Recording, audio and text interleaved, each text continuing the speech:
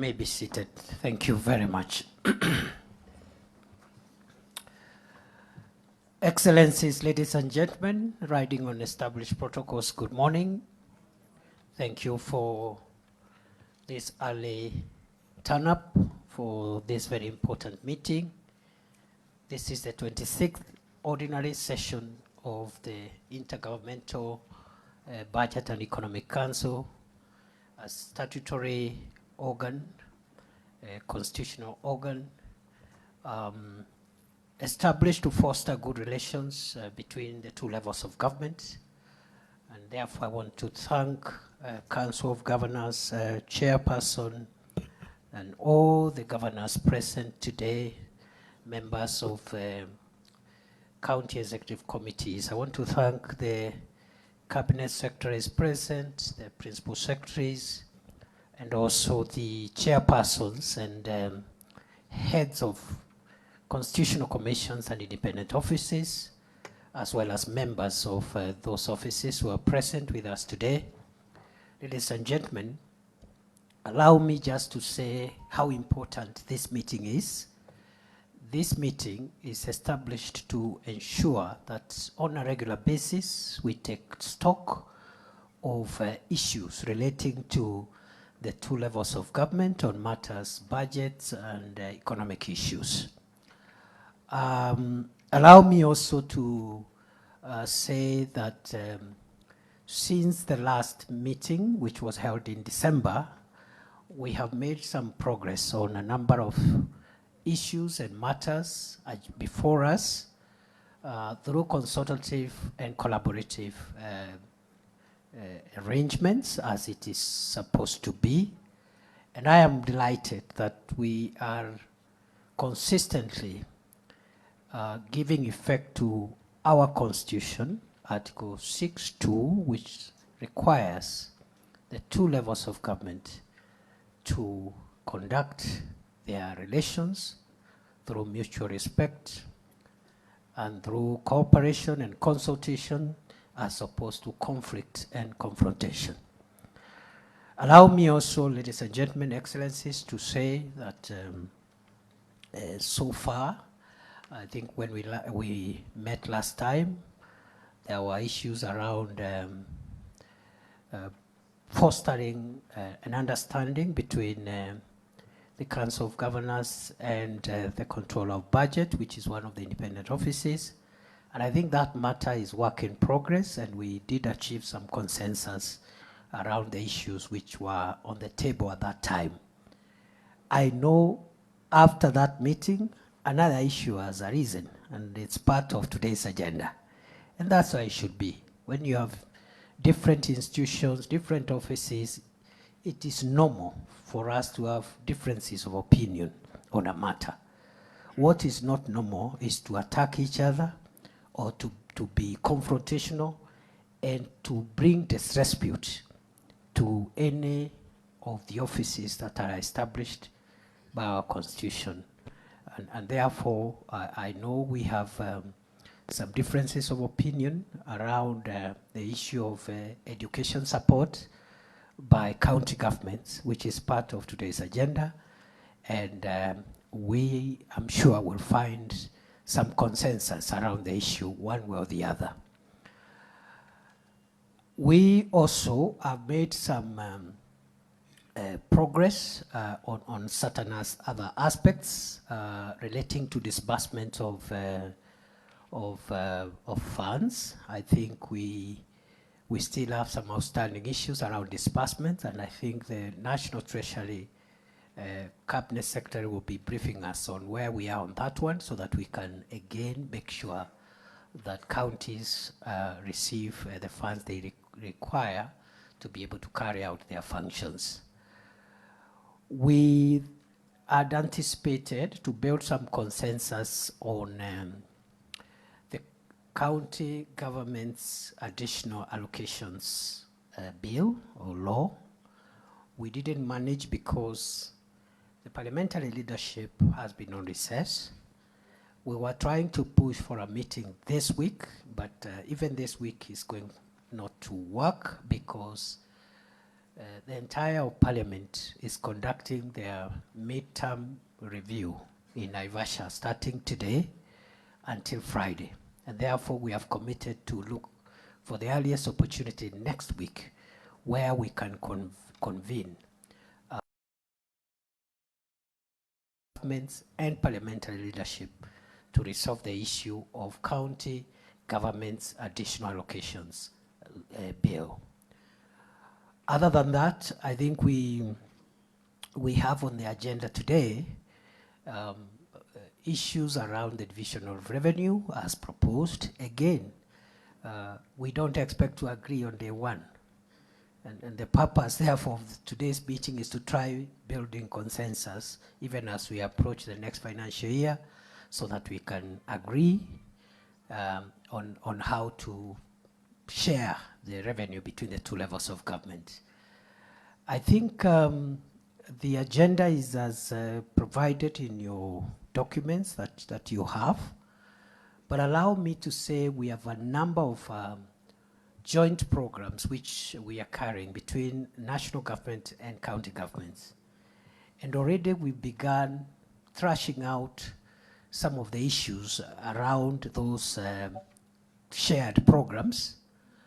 One is on the issue of county aggregation and industrial parks. Some work has been done, and I know the Cabinet Secretary for Investment, Trade and Industry will be making a presentation on and also we'll be discussing a bit of that, because we've already made some progress in trying to harmonize our positions on county aggregation and industrial parks as one of the common programs we are running.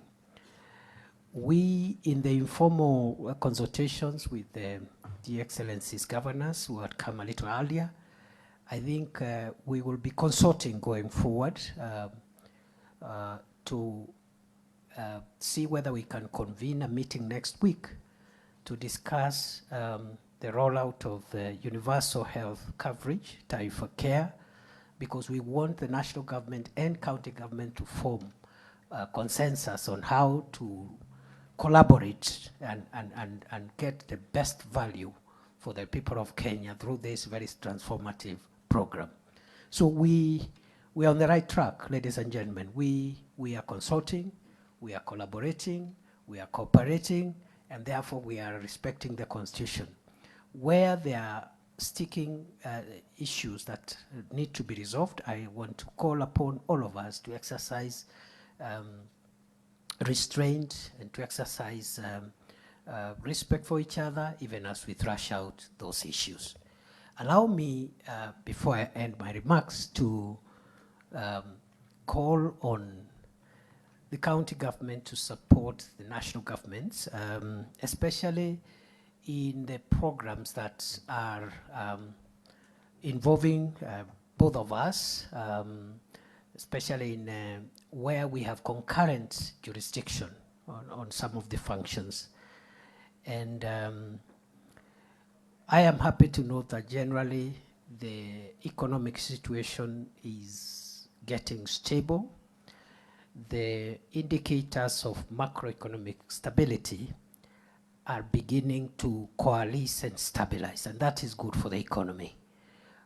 You have seen just 2 days ago, or 1 day ago, Kenya's rating by the international rating agency Moody's has placed Kenya in a good position, in a positive position from negative, and that is as a result of the hard work of the last 2 years, which has been able to arrest the escalation of the macroeconomic fundamentals, namely a foreign exchange rate, inflation, but also other indicators of macroeconomic stability like interest rates and the price of fuel, as well as the price of essential commodities, household commodities. The inflation now is stabilizing at between 2.7 and 3%, down from 9.6%. The dollar, which a year ago was 162, 165 shillings per dollar, the shilling now is stronger stabilizing us at between 127 and 129, 130 shillings. And that has huge implications on livelihoods and the purchasing power of people. And at the grassroots level, most of the merchandise that people buy in local shopping centers is imported. And if the amount of shillings one needs to import one container is less because the shilling is stronger, it means the price of those commodities in our rural areas is going to be better. So with stability around prices of essential foodstuffs, prices of fuel, inflation, interest rates, and also the strength of the shilling, the economy at the macro level is looking good. What remains, and this is the work we need to do for the rest of this term, because both for the president and also for the governors, you are elected for a 5-year term. 2 years and a half are over. We are left with another 2 years and a half, roughly. So what we now need to collaborate and support one another in delivering is microeconomic stability, improving household incomes, improving job creation initiatives. And you will see from the Kenya Kwanza plan, which is now benefiting from the support and input of other parties, other political parties, through the broad-based arrangement. You will see the programs that we want to keep an eye on are in 7 broad areas. One, we will keep an eye on macroeconomic stability. We don't want interest rates and the foreign exchange rates and the other fundamentals, including inflation, to roll back. So we are keeping an eye on macroeconomic stability. CS Mbandi is here, is quite clear with the agenda for making sure that we don't roll back on macroeconomic stability. Second area of mutual and collective effort is the revitalization of the sectors where the key value chains that have the highest impact on the greatest number of the people of Kenya are situated. We need to revitalize the sectors where the value chains that bring incomes, jobs, to the highest number of Kenyans are situated. What are these sectors? And what are these value chains? These are sectors and value chains in agriculture, livestock development, fisheries, the blue economy, and mining. So that is our second golden key for transforming Kenya and taking us to the next level in terms of empowerment of citizens. Number 3, other than macroeconomic stability and value chains in those sectors, we are also investing seriously, and this calls for joint effort from both levels of government in support infrastructure that unlocks the potential of the value chains I have already identified. This support infrastructure is in the roads network, power, electricity net connectivity, ICT connectivity, both in terms of the backbone connectivity, but also in last mile connectivity and the establishment of ICT hubs. This support infrastructure also includes the establishment and operationalization of county aggregation and industrial parks, manufacturing and industries, and also this infrastructure involves the establishment and operationalization of special economic zones, as well as the markets, the economic stimulus markets that we again jointly are setting up across the country. So these are some of the infrastructure that will support the revitalization of the value chains in agriculture, livestock, fisheries, blue economy, and mining. Number 4, or is it number 5? We are engaged in job creation. And in job creation, we are looking at creating jobs locally in the economy, but also creating digital jobs, as well as providing avenues for labor mobility outside the country. Those are the 3 pillars of our job creation initiatives. We are creating jobs locally. How are we doing it? Through the housing program, through expanding SMEs and private sector, and so forth and so forth. But we are also creating digital jobs, which has huge potential. Content creators and the whole infrastructure of ICT hubs will help us in unlocking digital jobs. But also we have the labor mobility program, what the labor people are calling kazi majuu. But we also have kazi kwa ground na kazi mtandaoni. Those are the 3 pillars of our job creation initiatives. The next pillar, the next golden key, other than that, is the housing program. The housing program alone is a transformative program. It is so transformative that housing program, if it is consistent for the next 10, 15 years, will transform Kenya and its ranking in the Human Development Index. If you see the countries that rank highly in the Human Development Index, many of them, the type and quality of the dwellings of the people is one big criteria that pushes countries upwards.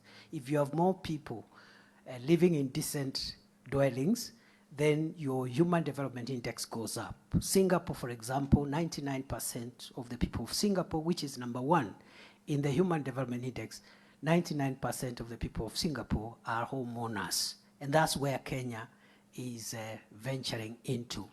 So the housing program provides dignified dwellings for the people of Kenya, improving our ranking in the Human Development Index, but also it is creating jobs, but also it is stimulating the construction industry. You know, people selling cement and steel and so forth and so on are getting, they're getting stimulated in terms of growth of that sector. So that again is another pillar. That is number 5. The last 2 golden keys, which we believe will unlock Kenya's transformation at the micro level, household level, are in the social sector. All the others I have mentioned are in the economic sector. But in the social sector, 2 programs. One is the health sector, through universal health coverage, through Taifa Care, where every Kenyan will be ensured eventually. Every citizen of Kenya will have will have access to a medical cover. It's not a small matter. Even developed countries have tried universal health coverage without success. President Obama in 2016 brought Obamacare. It was controversial, it was politicized. It went to the Supreme Court. Much of it was removed by the Supreme Court. But the American health insurance scheme today that serves them are the vestiges of Obamacare until today. And therefore, even for us as a country, we have had 4 starts before. President Kibaki tried it when Charity Ngilu was Minister for Health. Politics came in and the state rolled back. In President Uhuru's 2nd term in 2018, when Cecily Kariuki was minister, Uhuru came with the big 4. One of the big 4 was universal health coverage. Politics set in, the state pulled back. This time round, President Ruto has decided we'll not pull back. We will proceed with this transformative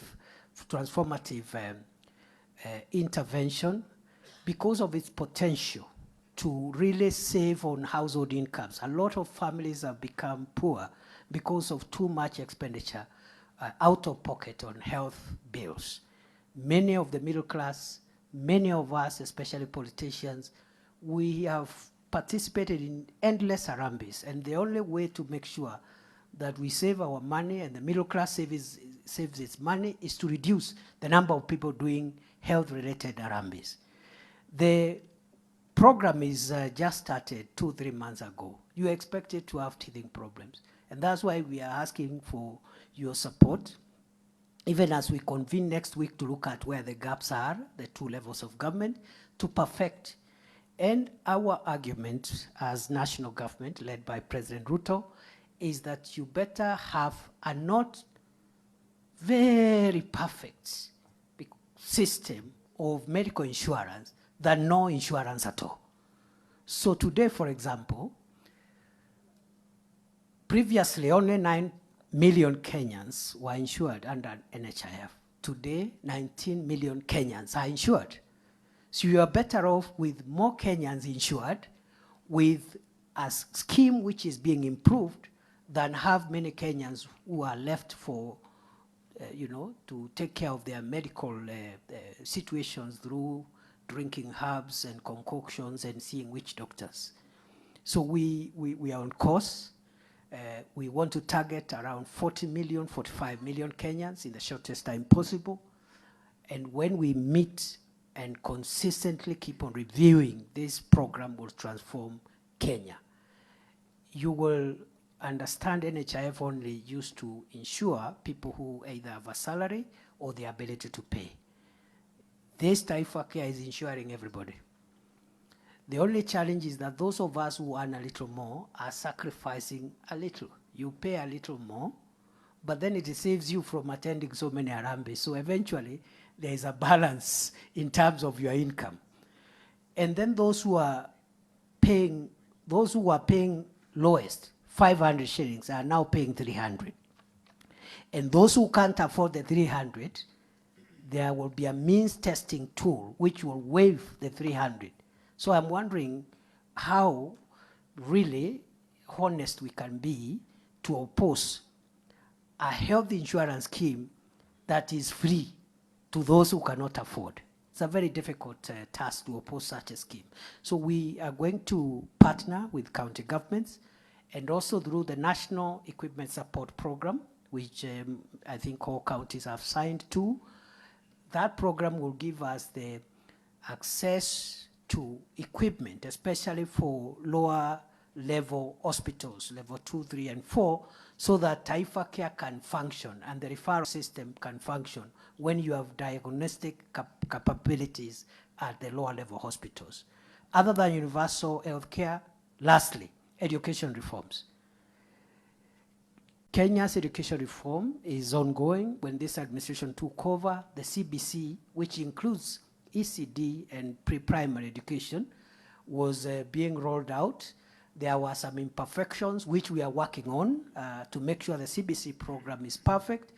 And secondly, we are looking at the funding of higher education, the university funding model, to make sure that universities don't become bankrupt and that as many students as possible access higher education funding. Again, work in progress, teething problems, but it is such a transformative program that we are going to go out of our way, irrespective of the politics, to make sure that we improve higher education, tertiary education, the CBC, to make sure Kenya's education system is accessible to as many people as possible.